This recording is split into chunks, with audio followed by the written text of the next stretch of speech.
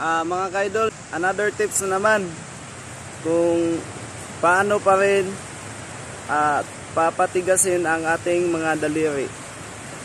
So, yun lang ang gagawin mga kaidol, no? Pag ganito lang mga kaidol, pabungkag kasi siya at patayo. Lahat ng mga daliri, patayuin. Tapos pag ganito mga kaidol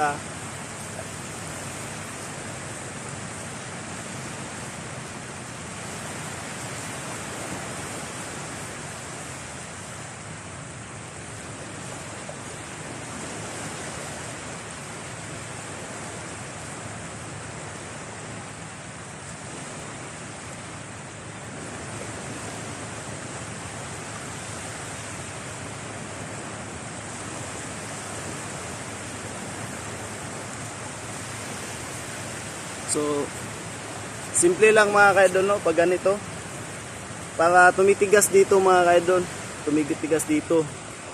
So, gawin nyo lang mga kaidol sa araw-araw kung mayroon kayong vacant time.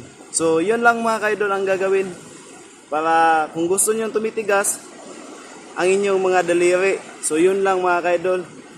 At sana mga kaidol na mayroon kayong natutunan sa akin, sa aking pagbibigay ng tips, at sana sa mga mahilig dyan at gustong tumitigas yung mga daliri, gawin nyo lang at paki-follow and subscribe and paki-comment and share na rin sa aking mga videos para mas marami pang matuto sa mga simple exercise or sa mga exercise na pampadagdag ng ating stamina at pampalakas ng ating katawan. So, yun lang mga kaidol at maraming salamat po sa panonood. Bye-bye.